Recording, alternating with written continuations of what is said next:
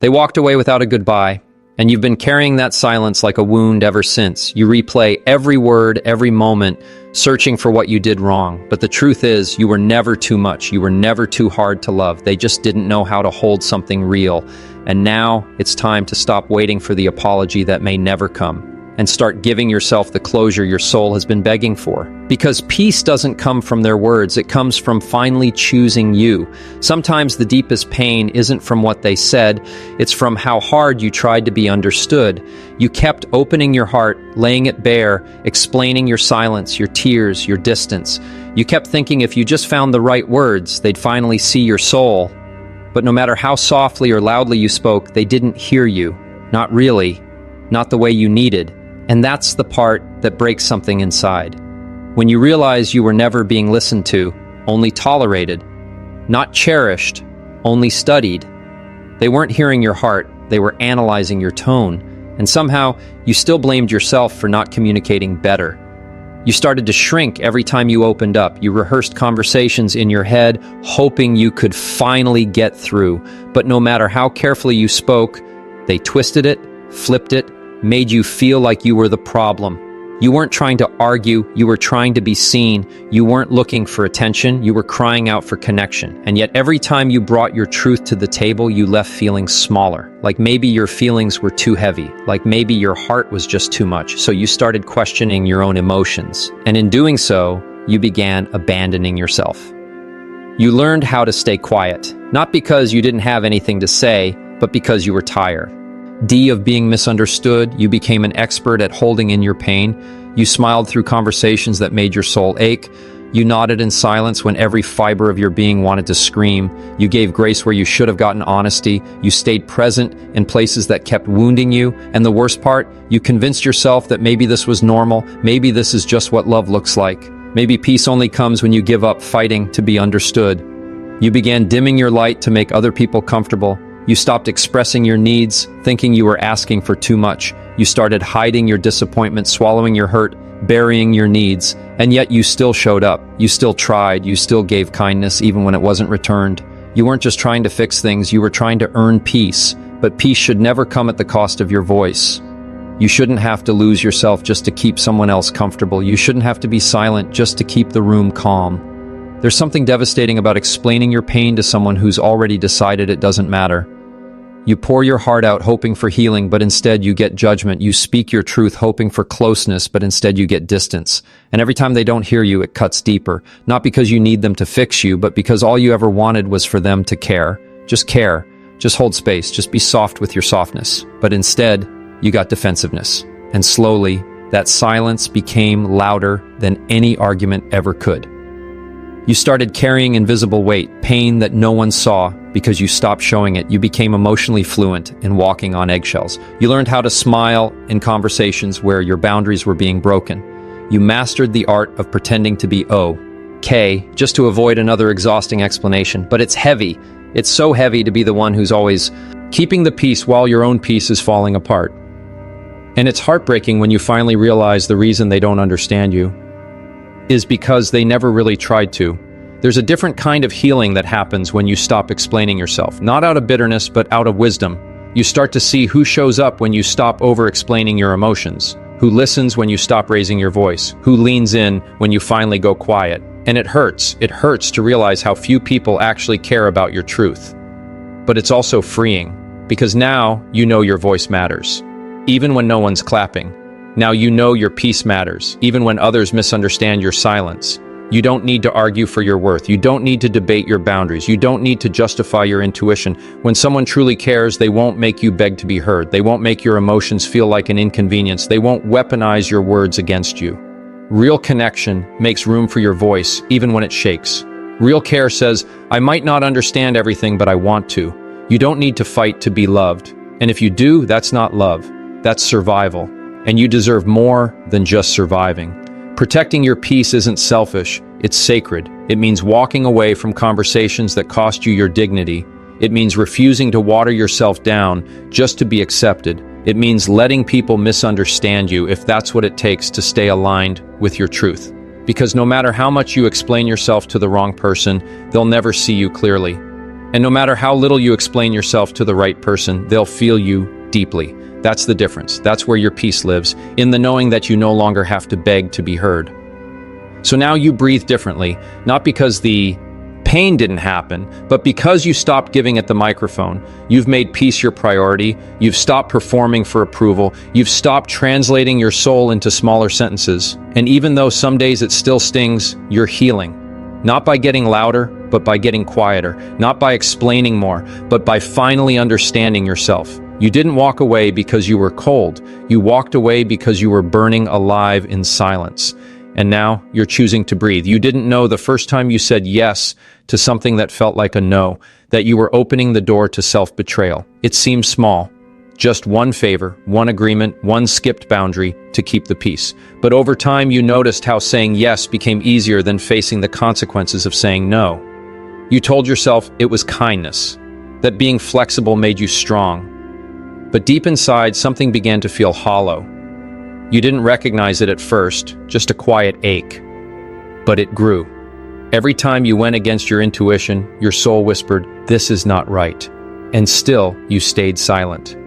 You didn't want to upset anyone. You didn't want to seem selfish. So you kept giving your time, your energy, your heart. You made excuses for their behavior and suppressed your discomfort. You turned your no into a yes out of guilt, not love. You let your needs sit in the back seat while you prioritized the comfort of others. And when the exhaustion came, you blamed yourself. You thought maybe you were just too sensitive, too dramatic, too needy. But deep down you knew. You were building a life on cracked boundaries, and eventually it would all collapse on you. You called it love, but it was survival. You weren't being strong, you were being quiet. Quiet about your hurt, quiet about your frustration, quiet about the ways you were being drained. And in that quiet, you were hoping someone would notice, that maybe, just maybe, they'd say, "You don't have to keep doing this." But no one did, because the more you tolerated, the more they expected. The more you gave, the less they saw it as a gift. Your sacrifice became the standard, and eventually, you disappeared in your own story, so needed, yet so unseen. You started setting boundaries in your mind, but never spoke them out loud. You had entire conversations in your head, rehearsing how you'd stand up for yourself. But when the moment came, fear stole your voice. You didn't want to be labeled difficult. You didn't want to lose anyone, so you stayed. In situations that exhausted you, in relationships that drained you, in roles that erased you, and each time you silenced your truth, you built a cage around your peace, until you couldn't tell the difference between being easygoing and being broken inside. They didn't see the nights you cried after being too available. They didn't hear the internal screams when you said, "It's okay," and it wasn't. They didn't feel the ache when you were everything to everyone, but nothing to yourself. You looked so strong on the outside, so reliable, so calm, but no one saw the cost. No one saw how much it took to hold back tears when your boundaries were crushed, or how hard it was to stay kind when you were running on empty. You became a master at holding pain in your chest and still showing up with a smile. You convinced yourself you could handle it, that you didn't need as much as others, that your needs were too much, your standards too high. You downplayed your discomfort. You learned to flinch in silence. You let guilt override your instincts. You stayed in places that hurt because you feared being called selfish for leaving. You stayed quiet about your pain because you thought healing looked like tolerance. But healing does not mean swallowing your voice. Healing means honoring it, even when it shakes, even when no one else agrees, even when it costs you their approval. Boundaries should not come after the breakdown. They shouldn't be your last resort after you've given everything and have nothing left. Boundaries are love spoken in advance. They are the way you say, "I matter too." You don't need to hit rock bottom to justify protecting your peace. You don't need to be completely drained to finally say no. You don't need a nervous breakdown to decide your soul is worth defending. Every time you choose yourself, you are not being cruel, you are being honest. Every time you say, "I can't give more," you are offering truth, not rejection. The hardest part isn't setting the boundary, it's living with the fear of how others will react. Will they leave? Will they get angry? Will they love you less? You wrestle with those questions every time you choose your peace. But eventually you realize, if someone's love depends on your self-abandonment, it was never love. It was control. You should not have to sacrifice your mental clarity to earn affection. You should not have to bleed emotionally to be enough. Real love won't punish your boundaries. It will respect them, even when it doesn't understand. You will lose people when you start setting boundaries.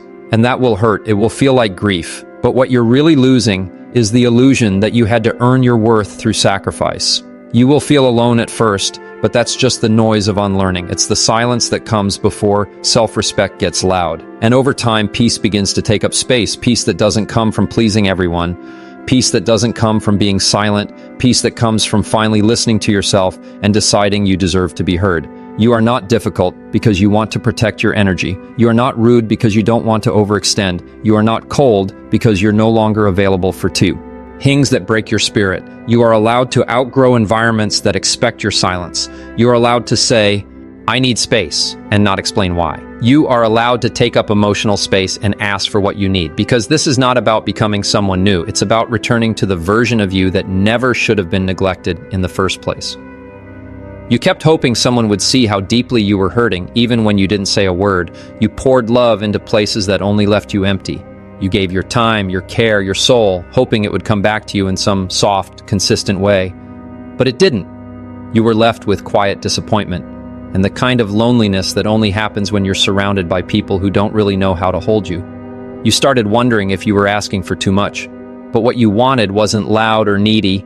It was simple: to feel safe, to feel chosen, to feel loved without having to beg for it. You spent so much of your life giving people the version of you that was easiest to love, the understanding you, the forgiving you, the you who always showed up even when you were crumbling inside. You taught people how to treat you by putting their needs before your own. And they believed you didn't need anything. They believed your strength meant you didn't struggle. So no one asked how you were really doing. No one noticed the silent tears. And you became so good at surviving that people mistook it for peace. But you were drowning in the weight of your own silence. You thought that if you just loved hard enough, they'd finally give you back what you were giving, that if you kept showing up, they'd show up too. But you learned the hard way that love doesn't always come back the way you give it. Sometimes it doesn't come back at all, and that hurts in a way words can't reach. It makes you question your worth. It makes you wonder if you're somehow unlovable. But it's not that you asked for too much, it's that you asked the wrong person. You kept giving your heart to someone who didn't know how to hold it. You started waiting for validation like it was air, hoping someone would tell you, you matter, you're enough, you don't have to earn this. But the silence kept getting louder. The more you gave, the less they saw you. You lost parts of yourself in the name of proving your value. And when nothing changed, you started blaming yourself. You started thinking maybe if you were more quiet, more nice, more patient, then they'd finally see your worth. But that's the lie you had to unlearn. Because love should never require you to shrink. You stood in front of mirrors, trying to remember who you were before you started making everyone else comfortable, before you watered yourself down to be digestible, before you quieted your needs for the sake of keeping someone else close. But even in your reflection, you saw the exhaustion, the sadness in your eyes, the heaviness of pretending to be okay, and the hardest part was knowing that no one else saw it. No one else knew the cost of your loyalty. No one knew how much of yourself you gave up in silence, just to keep being enough. You wanted to be chosen without conditions. You wanted to be loved without performance. But you were taught that being loved meant being useful, that your value came from what you gave, not who you were. So you became a giver, a fixer, a healer. And deep down, you prayed someone would come and say, you don't have to do anything to deserve love. But no one said it. And the longer you waited, the more you realized you can't keep hoping for someone to give you what you need to give yourself. So you started looking inward, not because you stopped believing in love, but because you were tired of starving while feeding everyone else. You realized that no one was coming to rescue you. No one was going to suddenly wake up and decide to love you the right way. And that realization broke you, but it also built you. Because for the first time, you started turning that love inward. You started asking yourself the same questions you wish someone else would ask. Are you okay? What do you need today? What hurts? And slowly you began answering them. You learned that healing isn't always pretty. Sometimes it looks like crying in silence because you miss being held. Sometimes it's deleting the message you wanted to send because you know you deserve better than unanswered effort. Sometimes it's walking away, not because you stopped caring, but because you finally started. You stopped waiting to be chosen. You chose yourself. You stopped begging for the kind of love that should have been freely given. And though it was painful, you realized you've always been worthy, not because of what you do for others, but because of who you are when no one's watching. You began giving yourself what you kept waiting to receive: patience, gentleness, space. You started resting instead of running, feeling instead of suppressing. You started treating your emotions like they mattered instead of burying them under strength. You began healing not because someone else finally loved you right, but because you finally decided to love yourself well. And that changed everything. You didn't need their closure, their apology, or their approval. You needed your own permission to stop performing and start existing, to stop chasing and start being. And that's what peace feels like. It's quiet, but it's honest. You still have days where it hurts, where the silence echoes, where the memories sting, but you're no longer abandoning yourself to chase someone else's love. You're no longer bleeding for people who never even offered you a bandage. You're no longer dimming your light to make someone else feel bright. And maybe they'll never know what they lost.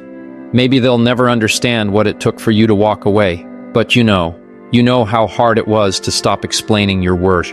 And you know now, you were never hard to love. You were just trying to be loved by someone who didn't know how. Closure was the thing you kept hoping would make the pain make sense. You waited in silence, in confusion, in heartbreak, for words that never came. An apology, a conversation, even just a little honesty.